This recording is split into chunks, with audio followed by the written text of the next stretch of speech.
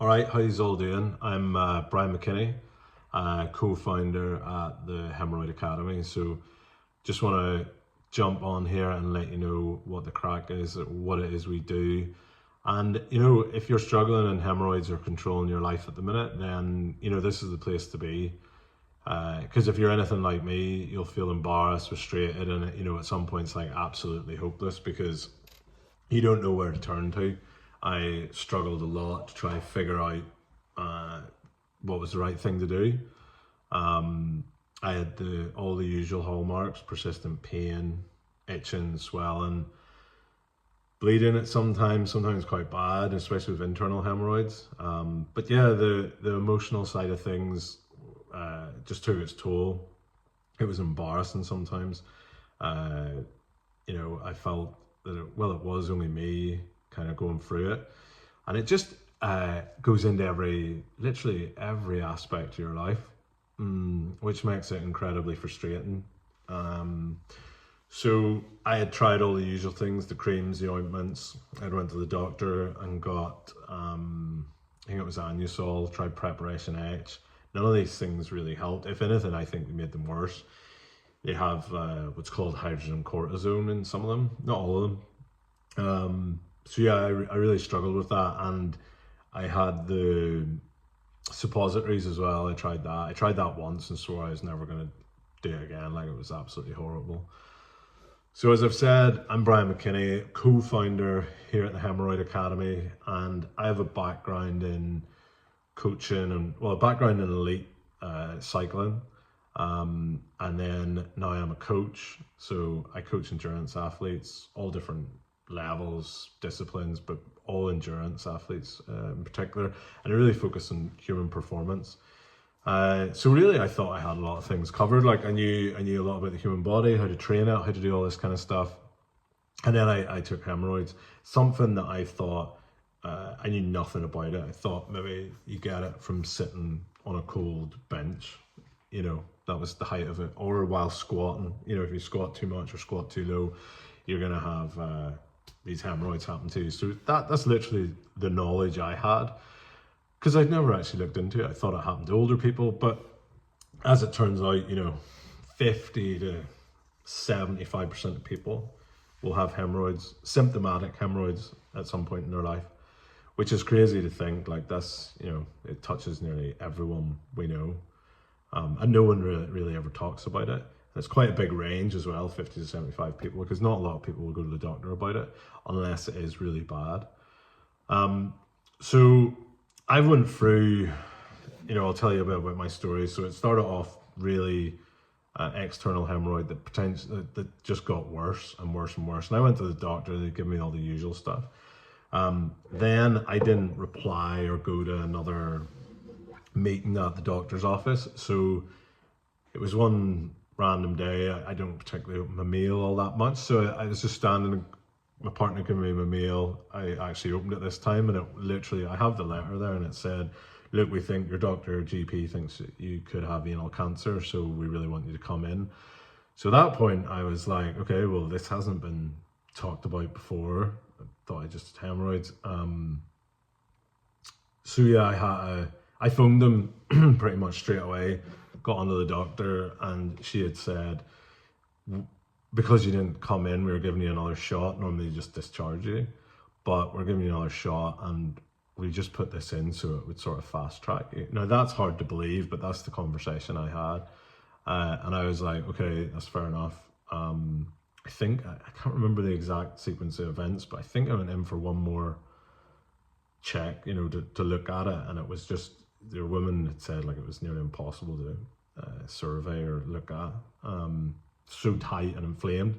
So anyway, there was surgery, was probably the only option, but it was a slow process. The whole cancer thing would have sped that up potentially.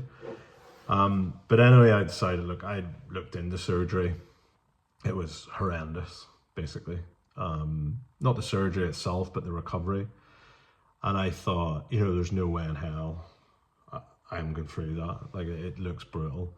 I'm not saying it's not the option for everyone, or some could be the option for you, but it 100% wasn't the option for me. So I actually really went and done a massive deep dive into all this stuff and was like, I really need to understand this problem, you know. And with a lot of problems and just different things in life, there's never just one root cause.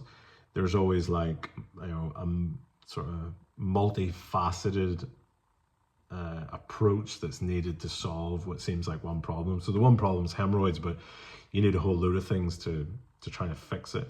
So you have to come at it from all different angles and pathways, because the human body is like insanely complex. So I just took to it in the same kind of manner I would with an endurance athlete.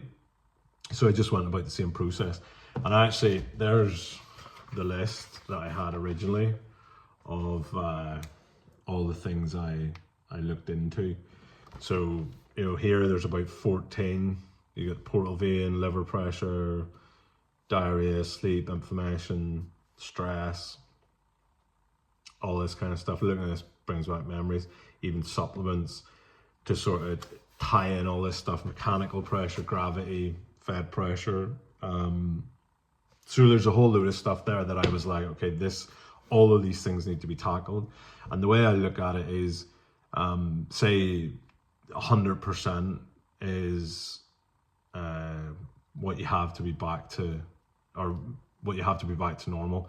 Each of these compounding things is a percentage. So for some people it could be inflammation is the biggest thing, that's like 60%, but there's a bit of mechanical pressure that's at 10%, and all of these things combined, maybe a 5% here, is actually literally down to bad sleep. When you compound all them together and you hit 100%, you're symptomatic. I think I said that wrong in the start. So basically, if you can start and hit off these things in the biggest number first, for me it was definitely mechanical pressure and a tightened sphincter muscle.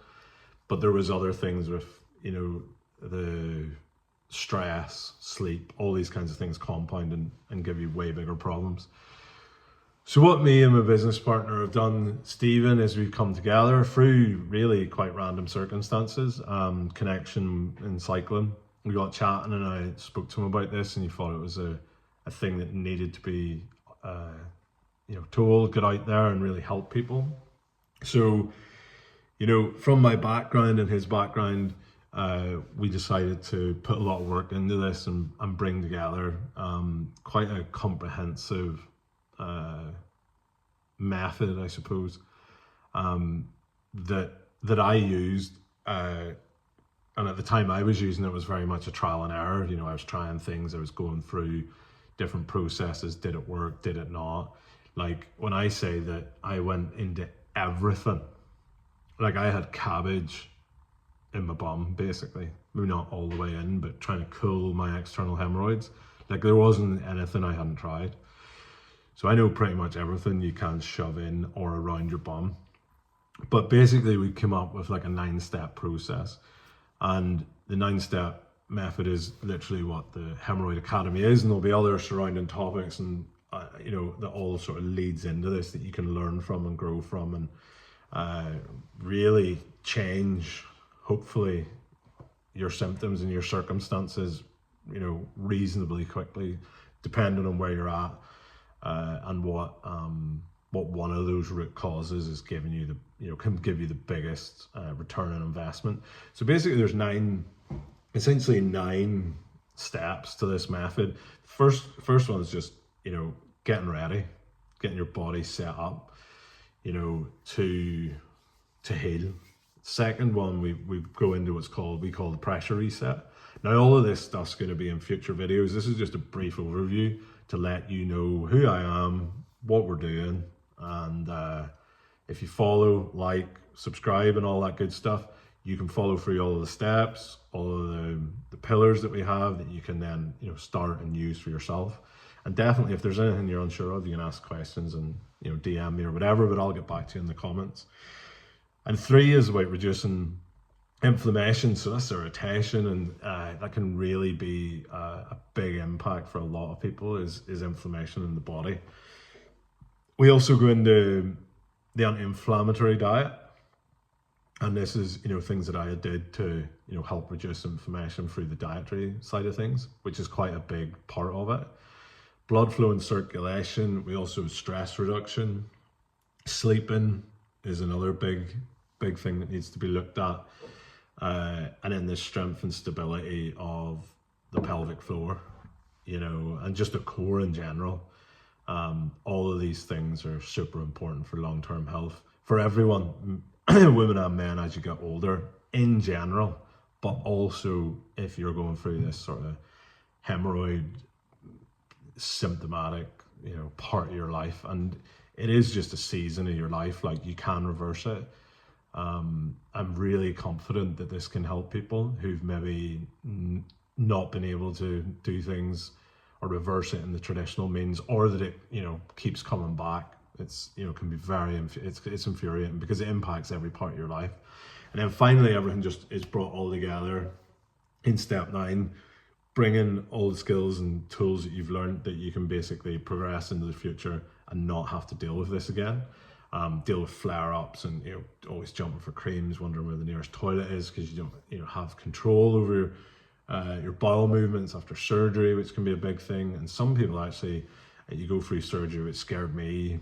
I think it's called stenosis, and like you can't pass your stools again, like just not wanting to go there. So I basically was put up against the wall and said, like, I need to fix this.